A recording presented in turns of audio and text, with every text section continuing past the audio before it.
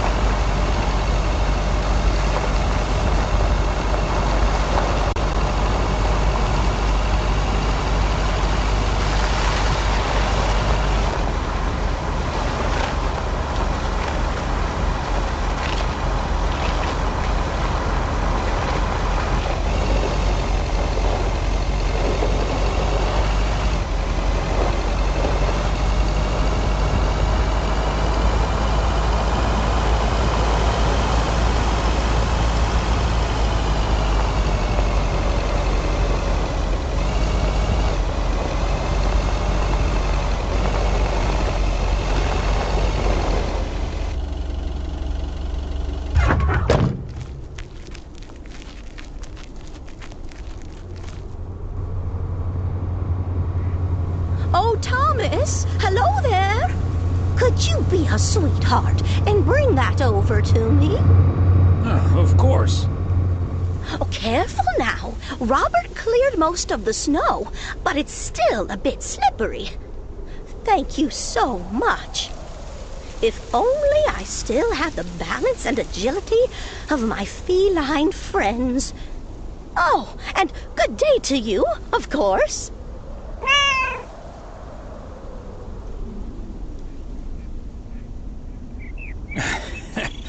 Good day to you too, Mildred. And Genevieve. Thomas, honestly, this isn't Genevieve. It's Mortimer. They look nothing alike. Isn't that right, Mortimer? Oh, pardon me, I can't quite keep track of all your cats. Well, I do have a lot of them, but not quite as many as there are streets in Providence Oaks. And you can keep those apart. So, what do you have for me today, Thomas? Just a letter. Let's see.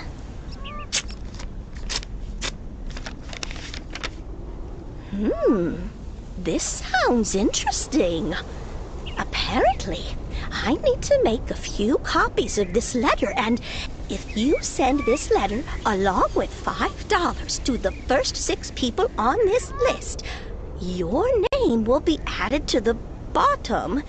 Soon enough, your name will rise to the top. Then many people will send you $5. You will earn lots of money with one small investment. Oh, what a great idea! What do you think, Mortimer?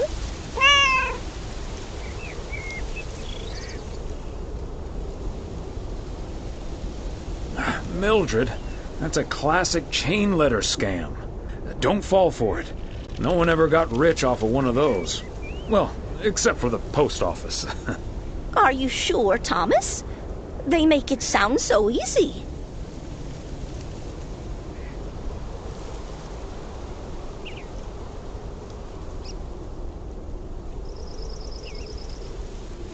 In that case, who knows? It might be worth a shot. $30 is quite a bit of money. I'll think about it. You do that, Mildred. See you at Moe's tomorrow night? Probably. Bye, dear.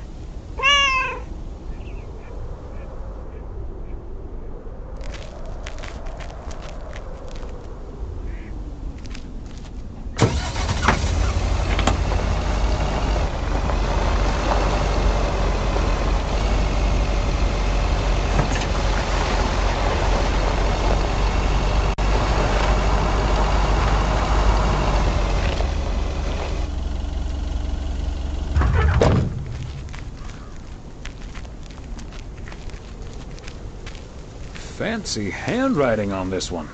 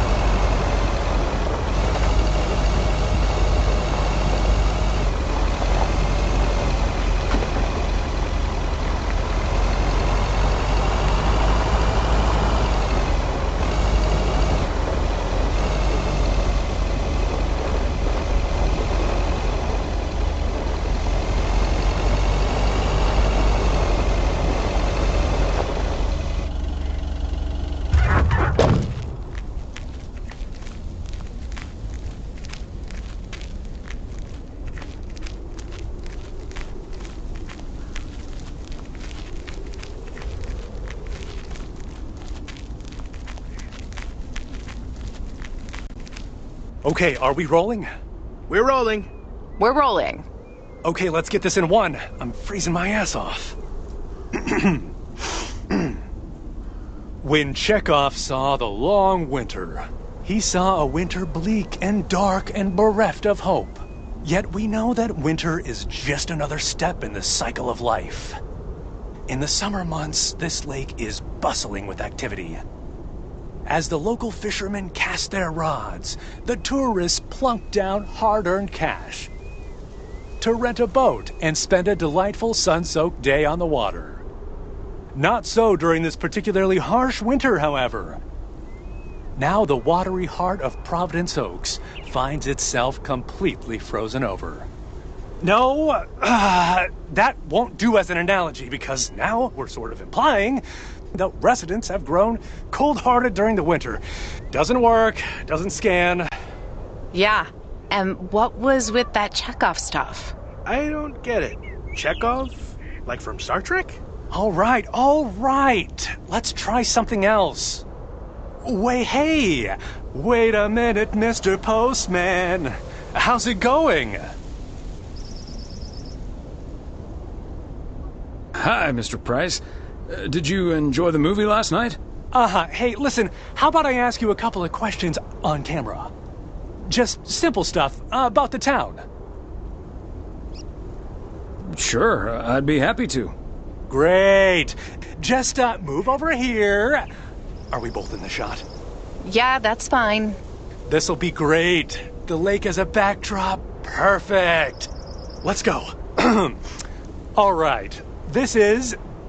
His name is Thomas Weiss. I knew that. Thomas and I go way back.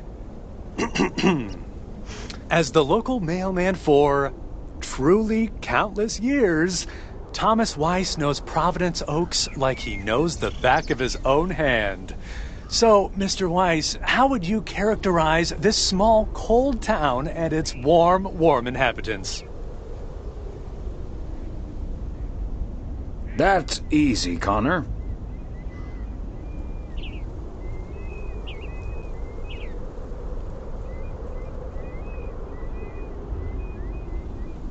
In the eons I've been the local mailman, I've learned one thing.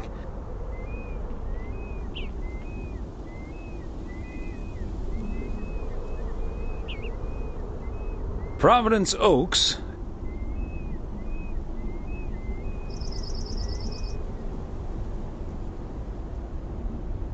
cannot be summed up in a single soundbite.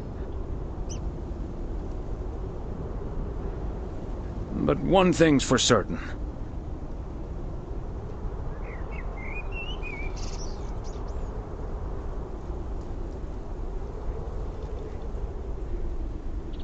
Anyone who's ever seen the views from atop the mighty watchtower knows.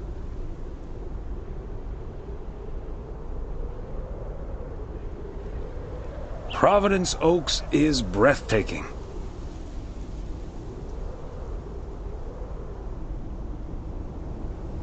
And you'll know what will always ring true is...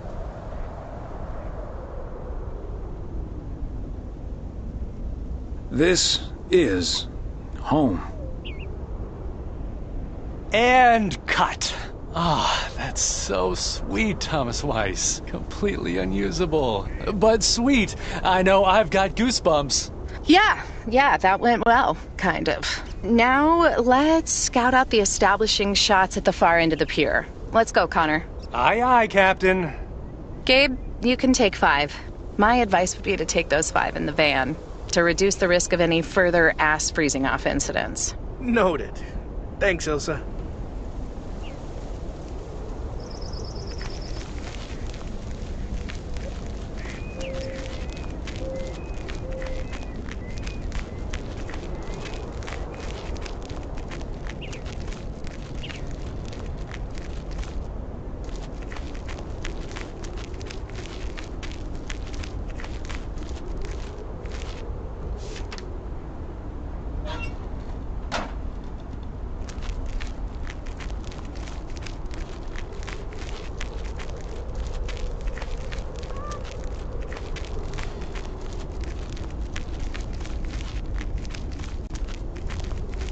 Mr. Weiss.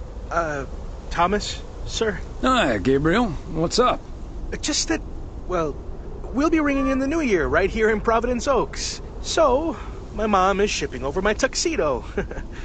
Can you make sure it arrives okay? She says she clearly marked the package Serrano Room 2. Oh, of course. Mailman's promise.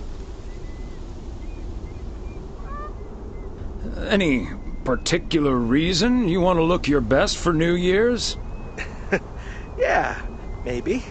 There is something else I wanted to ask you about. I guess I'm curious. How did you, woo your wife? It's pretty simple and cliched. She's my high school sweetheart. I took her to the fairy tale dance. We snuck off to smooch under the bleachers, and the rest is ancient history. But I'm guessing that doesn't help you with what you really want to know. You want to know if you have a shot with Ilsa. Shh, keep it down. Don't mention her name. But yeah, I'm terrible at that kind of stuff. It's just, you seem like a Weiss man. I'd really appreciate your advice. Well, okay then. My advice is to go for it. You like her a lot, and it's pretty obvious that the feeling's mutual. Wow. And is that your definitive judgment?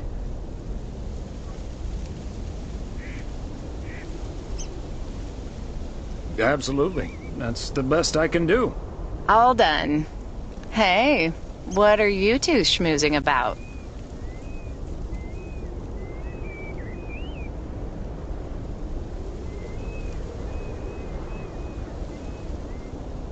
A mailman never tells. Excellent. Now start the engine, Gabriel. We're rolling out pronto. Man alive, it's cold today. On it, Mr. Price. Thanks, Thomas. You've been a huge help. So, take good care of that tux, yeah? Will do. Bye, folks.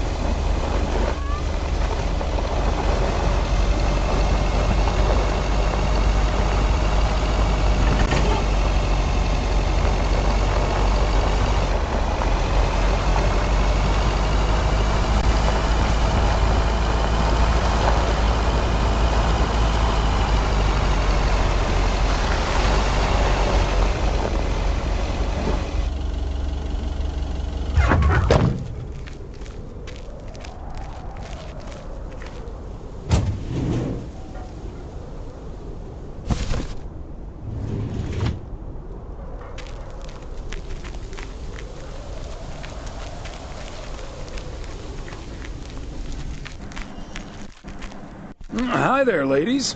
Hi, Thomas. Hello, Thomas.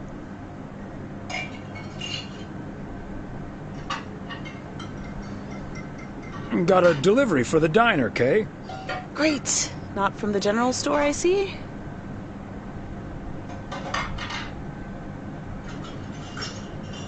Don't think so. It seems way too heavy to be full of hot air.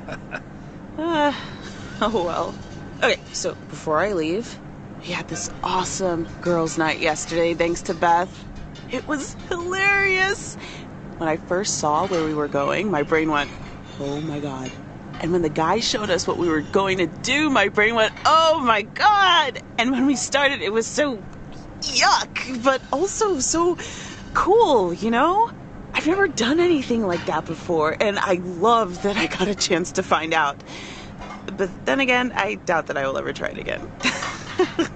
Ah, yes, the girls' night.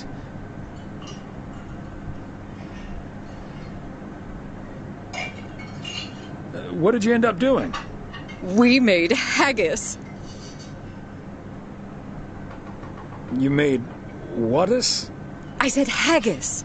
It's a Scottish dish made from a sheep's liver, lungs, heart, and suet, all stuffed into a sheep's stomach. It's this fascinating traditional gourmet staple stemming from the 15th century. Would you believe? Poems have been written about it.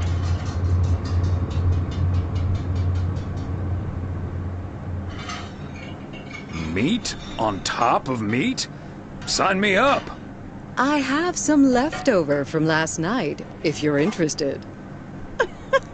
It was so gross. I'll have nightmares about zombie sheep for weeks. Bleh. Okay, hate to leave you two, but I really have to sort out this delivery ASAP. Oh, Maureen will go bananas. Talk soon. Thanks again for the great evening, Beth. Bye. Bye, Kay. Well, now, I really should get back to the grind as well. Those New Year's prize reductions aren't going to fix themselves.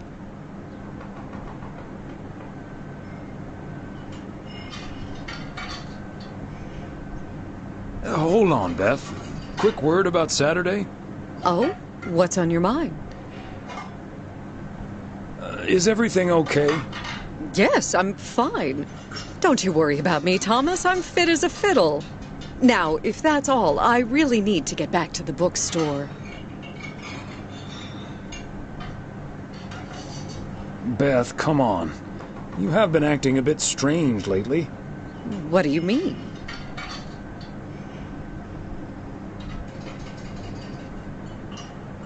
Standing outside in the cold with a parcel like that, it feels off to me. Okay, you've got me. Can we sit down here for a bit? Heavens, I do feel a bit caught out. But I have to admit, it does warm my heart to know that I cannot fool my friends. Well, out with it, Beth. You see, it's my eyes, Thomas. I have glaucoma, which means my optic nerve is deteriorating. I found out a few months ago. Oh my gosh, Beth. That's terrible. Thank you. It was a bit of a shock at first. I haven't told Emily yet. Daniel knows. It's not that bad yet, but it's not getting any better either. The thing is, this kind of condition happens slowly. And I haven't been the fastest in getting it treated, but they can stabilize it. That's why I wasn't able to fix the parcel on my own last Saturday. And that's why I'm starting to miss a few details here and there when I'm in the store. Or asking for peas instead of beans at Christmas dinner with all of my friends of all places.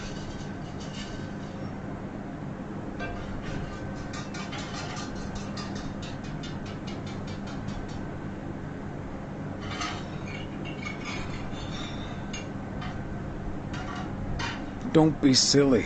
Those are honest mistakes. Anyone could have made them. I appreciate the sentiment. But you and I both know that is not the case, Thomas. I've been going about my business as usual, first and foremost, because the deterioration is so gradual.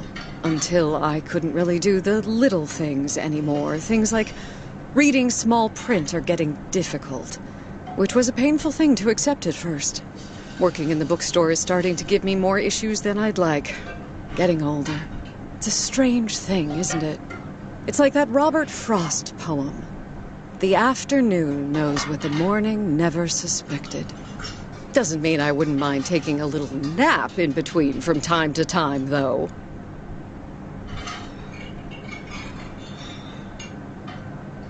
Is this why you're really leaving for Georgia? I mean, will you be able to take care of yourself in the long run? It is a big part of why I'm leaving, yes. But at the same time, it isn't.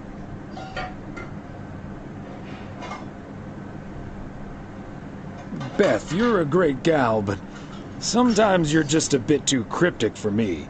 What I'm trying to say is, when you really look at it, in the end, it's not all bad. You see, every limit is a beginning as well as an ending, as T.S. Eliot puts it. For me, there's really no use dwelling too much on that limit. I can't change it anymore at this point anyway. But I do have a choice in how to deal with it. Plus, Georgia has a lot to offer: museums, social clubs, and most importantly, my family.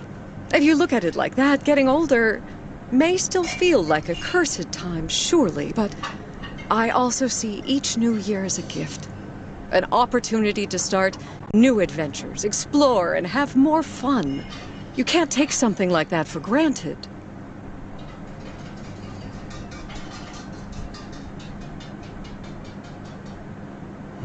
I like that mindset. I had a feeling you'd understand. Hey, I'd make a pretty poor friend if I didn't.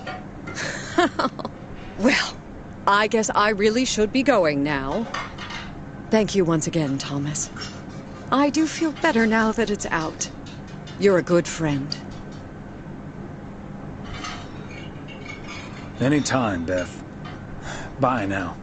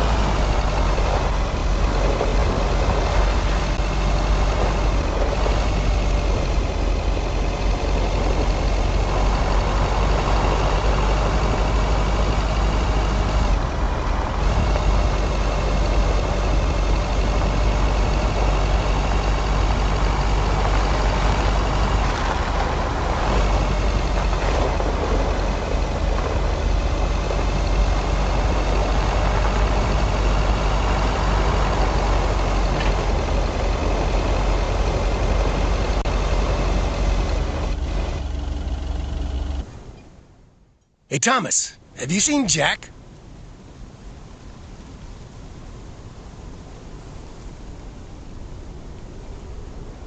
Yep. Yesterday night in my kitchen. Yeah, okay. But I kinda need him now.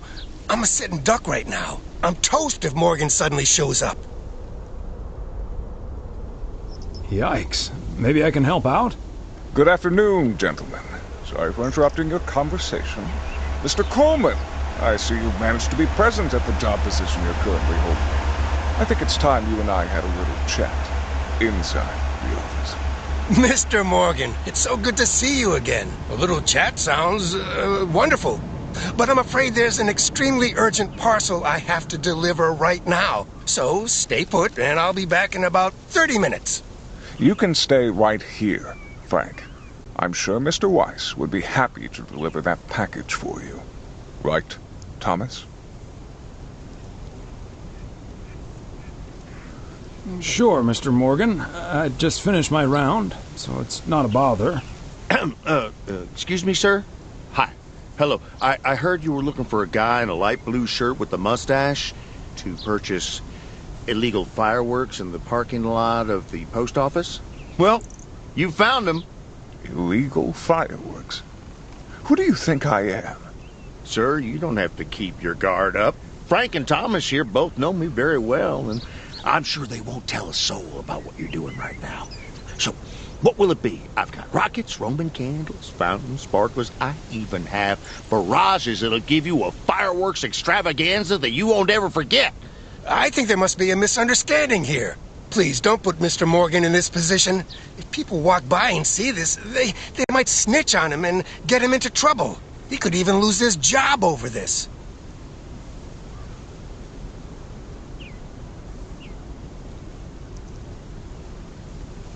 Yeah, why don't you go inside so you can do your dealings without all these prying eyes around? I'll tell you what will happen now. I'm going to get in my car, start the engine, drive home, and pretend I did not just spend 3 days in Providence Oaks for absolutely nothing. Sir, if you take a left at the deer statue, you'll eventually pass my barn, and I can fill your trunk there in just 1 minute. Do you have cash on hand? Gentlemen, I'll be back next year. Frank Coleman, your luck will run out one day.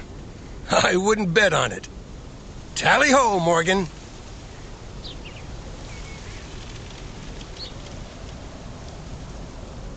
Is Morgan really going to believe Jack was the one offering fireworks? That mustache wasn't very convincing. Doesn't matter. We turned up the heat on him and he chickened out. Thanks, guys. I owe you one.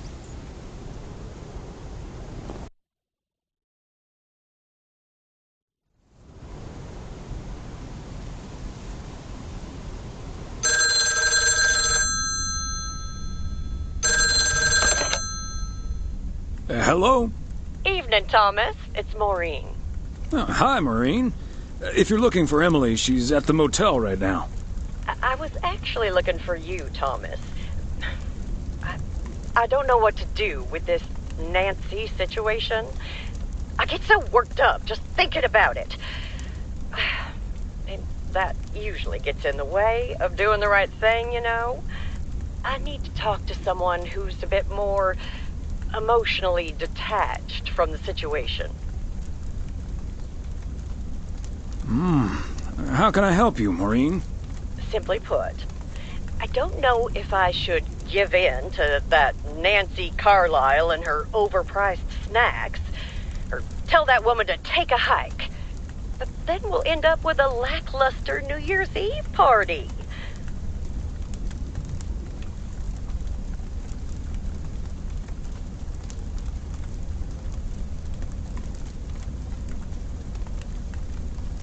A party is about having a good time with people you like. Who cares if the snacks aren't great? That's what I'd like to think as well. But I just don't like to disappoint people.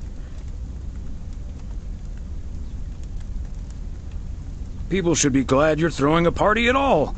They can leave if they don't like it. I think you're on to something there, Thomas. I'm not yet totally sure what I'm gonna do, but at least my mind's at ease now. Thanks for lending me your ear and advice. You're a doll.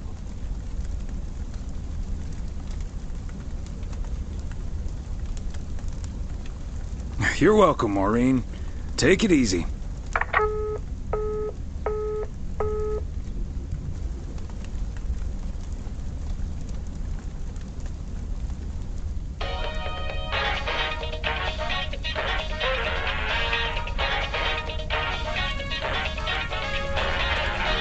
I hate to admit it, Klaus, but if it wasn't for you, I would have been a goner. Ha! You can't say that about the other guy. You betcha. You made a mess, man. Blood and guts everywhere. It's not the first time I've made Schweinbraten without cooking. Ha ha!